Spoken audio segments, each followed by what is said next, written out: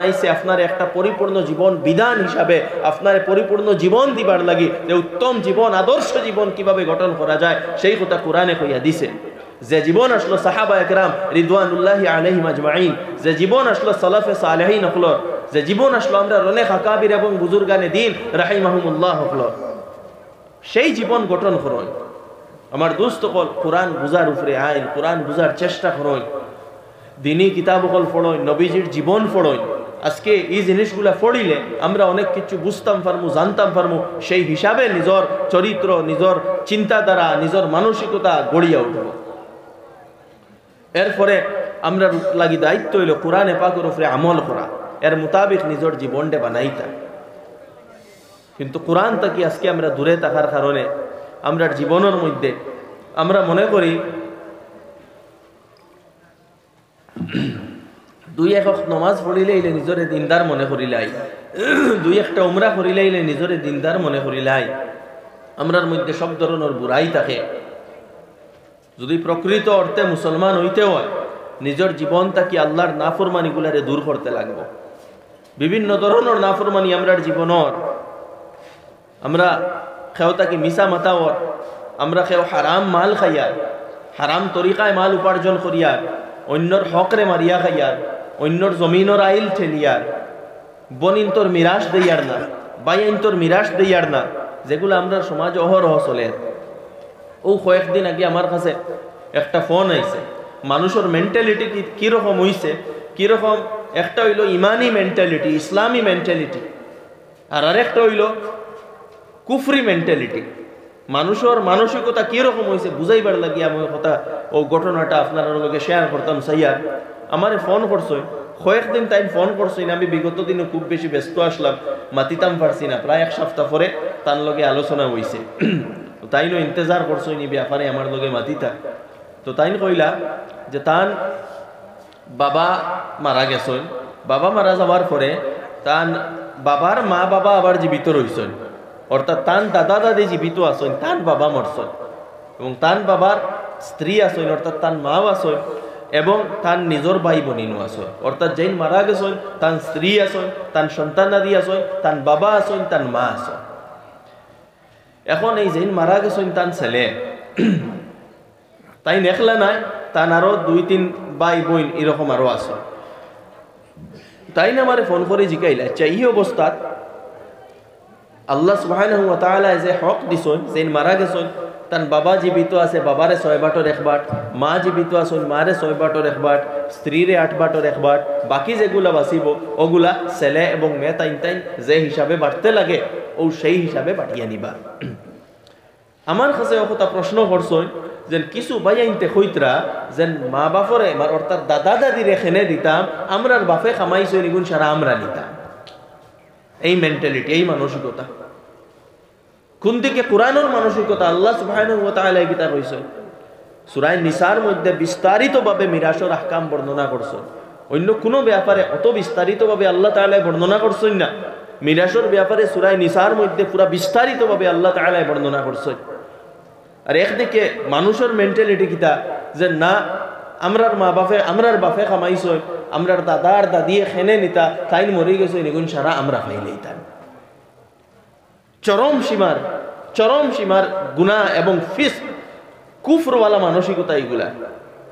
আল্লাহ সুবহানাহু ওয়া তাআলার হুকুমরে উল্লঙ্ঘন করা, অস্বীকার করার মতো।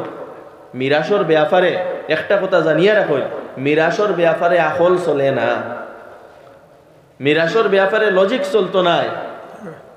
মিরাসর ব্যাপার হলা হইল যেন মারা যাইবা, মারা যাবার পরে কোরআনের যায় যে উত্তরাধিকারী আপনার সাব্যস্ত করিয়া দিছে, সেই উত্তরাধিকারীরে যে যারে যতখান কোরআনে দিয়া দিছে, মারা যাওয়ার পরে এরা ও শেয়ারের হিসাবে অটোমেটিক মালিক হয়ে যাইবা, এনো মালিক করা লাগতো না।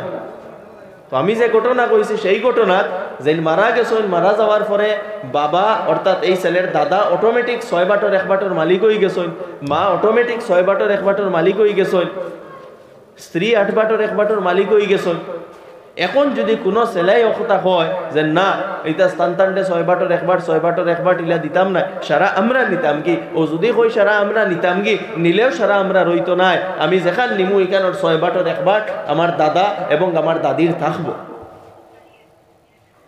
ইনো লজিক চলতো নাই যে আমি নিলাম কি আমার কবজাত লইয়া আইলাম সারা আমার হয়ে গেল, ইনো কবজা চলতো নাই। আল্লাহ সুবহানাহু ওয়া তাআলা হক নির্দিষ্ট করিয়া দিছেন, আপনার যতখান হক ততখান আপনি রাখতা, যতখান আপনার হক নাই ততখান যদি আপনার মধ্যে টানিয়া লইয়াইন, এটা আগুইনর লোকমা হইব, আপনার পেটো আগুইন যাইব, এটা আপনার নমাজ ধ্বংস করব, আপনার হজ ধ্বংস করব, আপনার উমরা ধ্বংস করব, হারাম লোকমা আপনার পেটো যাইব, 40 দিন পর্যন্ত ইবাদত কবুল হইতো নাই। আমার দোস্ত হল, বুজুর্গ হল, এই ব্যাপারে সচেতন হইতাম আমরা।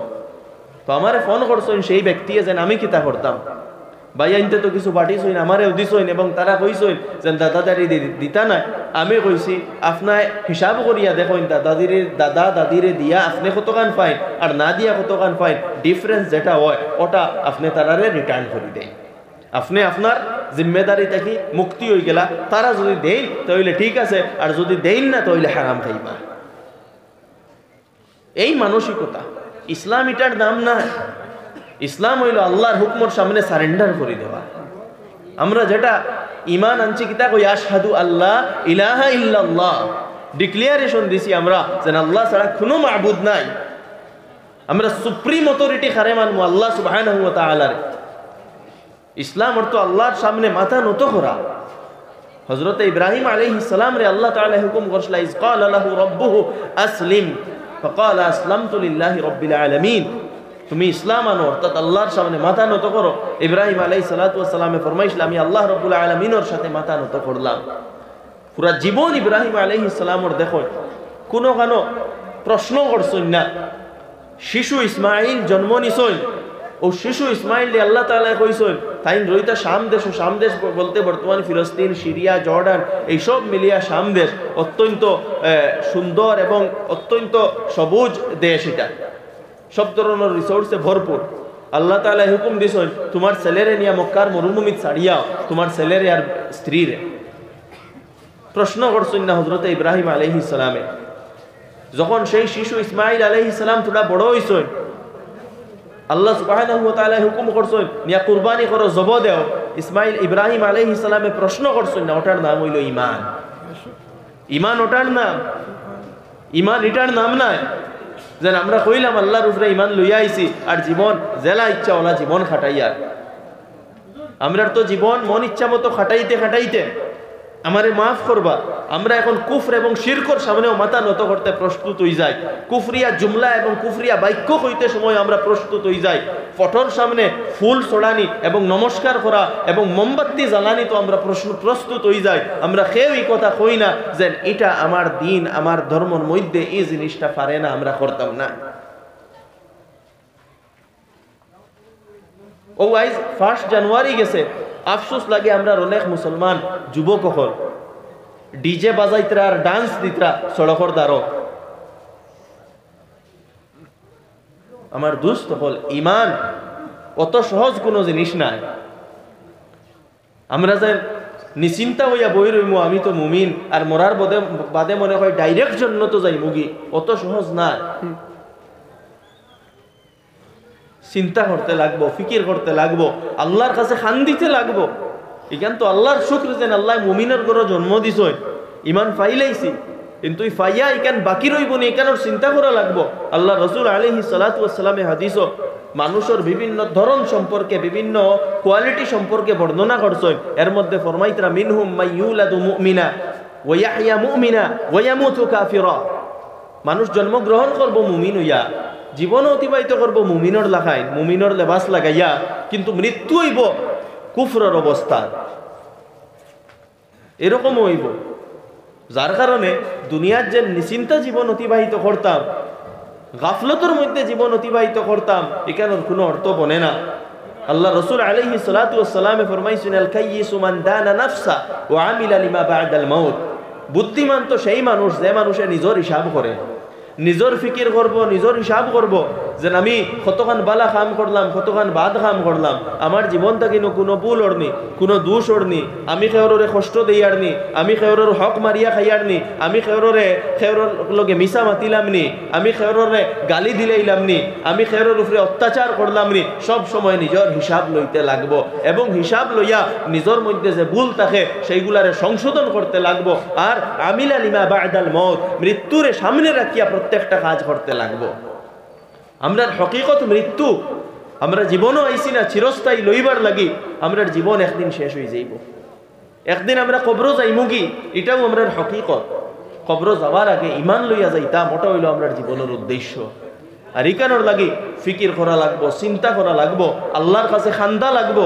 ইমানের নিয়ামত আল্লাহ তাআলা দিছেন, যে জীবন আমরা জন্মিছি ইমানওয়ালা হালত, এখানোর লাগে শুকর আদা করা লাগবো। বাকি জীবন ইমানোর হালত যাইতো, এখানোর লাগে খান্দা লাগবো। কারণ আমরা যে কঠিন এবং মুশকিল যুগের মধ্যে বসবাস করিয়া, এই জমানা অনেক কঠিন। আমি বারবার কই, সব জায়গাত কই, এখন নিশ্চিন্তা আপনার জীবন অতিবাহিত করার জমানা নাই। উলামা একরাম আছেন, কিতাবুল ফিতনের যারা রিওয়ায়াত কল পড়িছেন, আল্লাহ রসুল আলাইহিস সালাতু ওয়াস সালামে ভবিষ্যতের কিছু ঘটনাগুলার ব্যাপারে স্পষ্টভাবে সতর্কতা জানাইছেন। স্পষ্টভাবে আমরা সতর্ক করছেন, অ্যাওয়্যার করছেন।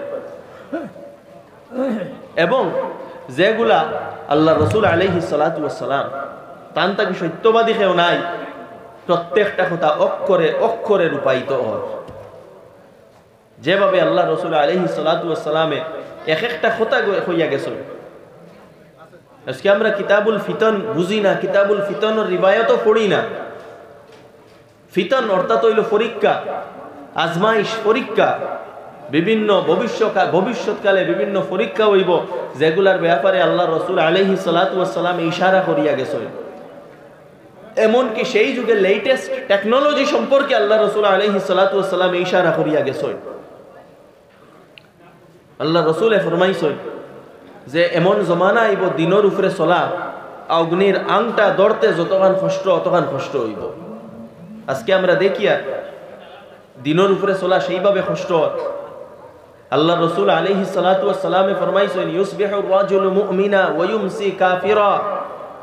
সকালে মানুষ মুমিন থাকবো আর বিকালে ইমান হারাই লইব।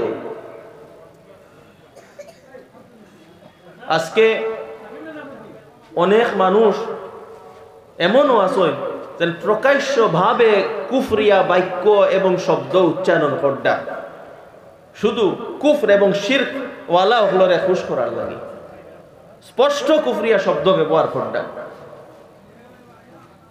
আল্লাহ রসুল আলাইহিস সালাতু ওয়াস সালামের কথা সত্য। আল্লাহ রসুল আলাইহিস সালাতু ওয়াস সালামে ফরমাইছিলা, ইমান যদি দেখবার হয় তাহলে ফিলিস্তিনের মধ্যে দেখিও।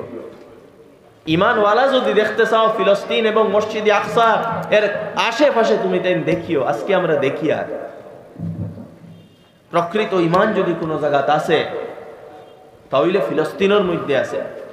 মসজিদে আকসারে কেন্দ্র করিয়া যারা সংঘর্ষ করেন, সংঘাত করেন, তারা আধিপত্য করার লাগি সংঘর্ষ করেন না, তারা পয়সা কামাইবার লাগি সংঘর্ষ করেন না, তারা সংঘর্ষ করেন একমাত্র জুলম এবং যে অত্যাচার এবং যে অন্যায়, সে অন্যায়ের বিরুদ্ধাচরণ করার লাগি, এবং যেটা প্রত্যেক মুসলমানকে হুকুম দেওয়া হয়েছে।